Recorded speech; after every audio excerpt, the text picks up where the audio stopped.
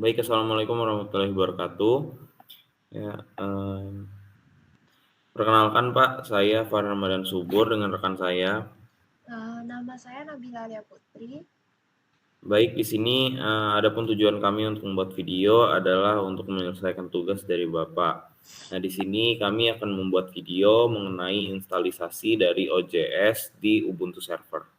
Baik Pak, sebelumnya di sini eh, saya sudah mencoba untuk instalisasi dari OJS-nya untuk step-stepnya dikarenakan jika melakukan instalisasinya secara langsung di video ini itu akan memakan waktu yang lama, Pak. Nah, baik, di sini akan saya ulang untuk step dari penginstalasian OJS-nya dan untuk step awal akan dijelasi oleh rekan saya. Baik, ini berikut step by step lengkap instalasi OJS di Ubuntu Server sampai dapat diakses dengan website. Pertama-tama yang perlu dilakukan adalah untuk mengupdate server menggunakan komen sudo apt update dan sudo apt upgrade min y. Selanjutnya kita perlu install Apache, PHP, dan ekstensi. Dengan komen sudo apt install Apache 2 min y. Selanjutnya, ini merupakan komen untuk install PHP plus extension untuk 8.1.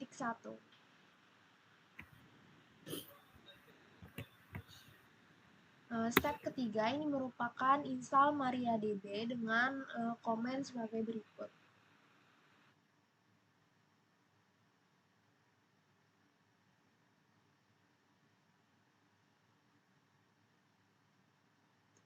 Selanjutnya, step keempat ini untuk membuat database dan user untuk OJS-nya.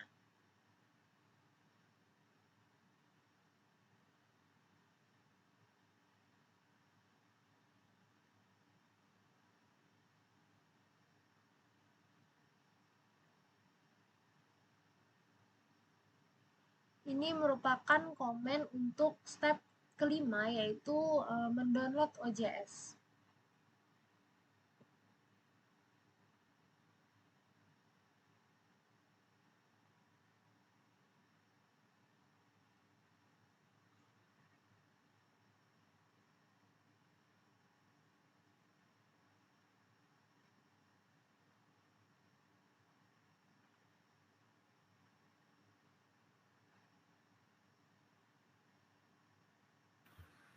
Oke Bapak, di sini selanjutnya untuk step berikutnya itu adalah step untuk membuat folder files di OJS. Ya, folder ini menyimpan file upload dan harus di luar web root. Jadi perintahnya itu demikian ya, ada sudo make directory dan sudo chown. Ya, lalu di sini step selanjutnya itu adalah ubah permission di folder OJS-nya dengan perintah yang saya tuliskan di sini. Lalu kita membuat file konfigurasi untuk Apache Virtual Host-nya dengan perintah yaitu sudo nano add apache 2 sites available OJS on. Nah, di sini telah saya isikan untuk isi dari nano di konfigurasi Apache Virtual Host-nya dengan isi sebagai berikut.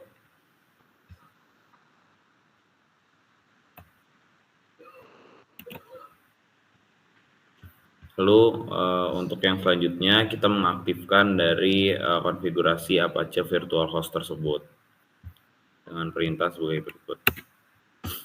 Terlihat di sini bahwa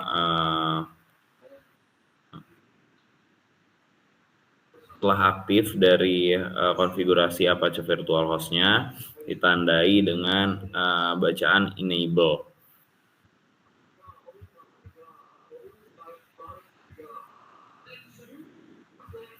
Nah, untuk step-stepnya dari penginstalisasinya untuk di VirtualBox-nya sendiri atau di Ubuntu servernya ini sudah jadi Ya, kita lanjut untuk penginstalisasian dan masuk ke web servernya, web dari OJS-nya tersebut.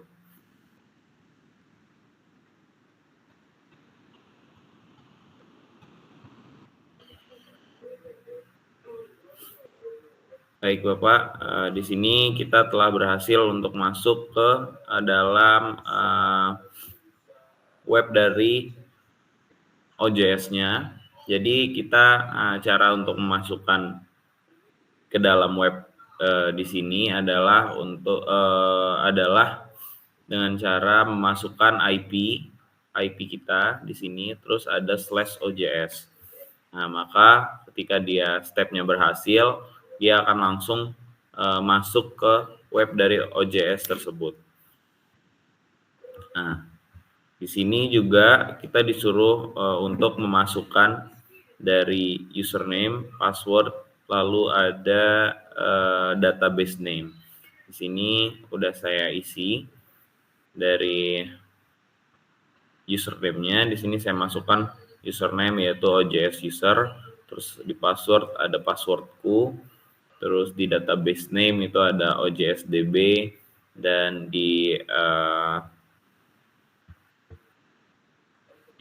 files directory itu saya masukkan OJS 2.192.168.43.8.189. Lalu di sini kita tinggal lakukan install dari OJS tersebut dengan mengklik tombol install di pojok sebelah kanan. Nah, di sini adalah tampilan ketika kita sudah mencet dari tombol install open journal system atau OJS tersebut. Lalu selanjutnya kita akan coba untuk login. Sini kita pencet aja login. Di sini kita masukkan username dan password. Nah, baik Pak. Ya, jadi di sini kita telah berhasil untuk melakukan penginstalan serta kita telah berhasil untuk masuk ke web dari OJS atau Open Journal System yang telah kita install dari step 1 hingga step 10. Jadi di sini adalah tampilannya. Ya, ini menandakan bahwa kita berhasil untuk menginstal dari OJS tersebut. Baik Pak, di sini adalah tampilan ketika kita sudah melakukan login ke OJS-nya. Nah, di sini untuk fitur-fiturnya akan dijelaskan oleh rekan saya. Ya, silakan dijelaskan. Baik, ini terdapat penjelasan fitur-fitur utama di OJS-nya. Yang pertama itu ada dashboard, yang merupakan halaman utama untuk editor atau admin untuk melihat ringkasan seperti jumlah submission masuk, status review, naskah yang perlu tindakan, dan notifikasi penting. Lalu terdapat submission. Ini merupakan tempat untuk mengelola semua naskah yang masuk. Seperti new submission, penyerahan artikel oleh author, terdapat review stage, ada copy editing, production, dan dapat melihat status setiap artikel. Contohnya seperti in review, in editing, dan publish. Selanjutnya itu ada isu. Ini digunakan untuk memanajemen edisi jurnal. Contohnya itu seperti membuat volume dan nomor jurnal, atau menambah daftar artikel ke edisi tertentu. Nah, publish issue juga terdapat pengaturan cover, deskripsi, dan tanggal terbitnya. Lalu ada user roles, ini mengatur akun user dan peran. Nah, peran umumnya itu contohnya itu seperti jurnal manager, ini untuk mengelola utama jurnal. Ada editor untuk mengelola proses editorial, section editor untuk mengelola artikel pada bagian tertentu, ada reviewer, ini untuk melakukan penilaian terhadap artikel yang sudah dibuat, terdapat author untuk mengirim naskah, dan reader sebagai pembaca. Fitur-fitur di atas itu memungkinkan untuk menambah user baru, mengubah peran, invite review, dan set permission. Lalu yang kelima terdapat website. Di sini mengatur tampilan dan konten web jurnal. Nah, di dalam website sendiri itu terdapat beberapa menu. Yang pertama itu ada appearance. Ini terdapat tema, logo jurnal, header, footer, dan warna tampilan. Lalu ada setup yang berisi nama jurnal, informasi kontak, fokus dan ruang lingkup, kebijakan editorial, dan author guidelines. Lalu ada menu, ini berisi custom menu di header atau navigator bar. Ada announcements, ini berisi call for paper, jadwal terbit, dan lain-lain. Lalu yang keenam ini terdapat setting, workflow, pengaturan alur editorial. Bagian ini nih terdiri dari submission, review, copy editing, dan production. Lalu yang ketujuh itu ada setting, pengaturan publikasi dan indeks. Yang pertama itu terdapat DOI, ini nih kalau menggunakan Crossref. Lalu yang kedua terdapat metadata, jurnal.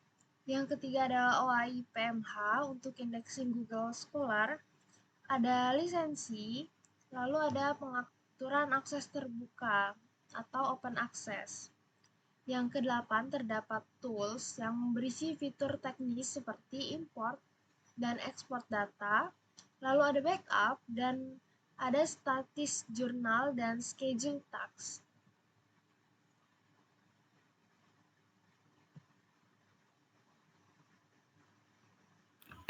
Baik, mungkin segitu saja Pak untuk penjelasan dari instalisasi OJS di Ubuntu Server, ya, dari instalisasi sampai dia bisa menjadi web.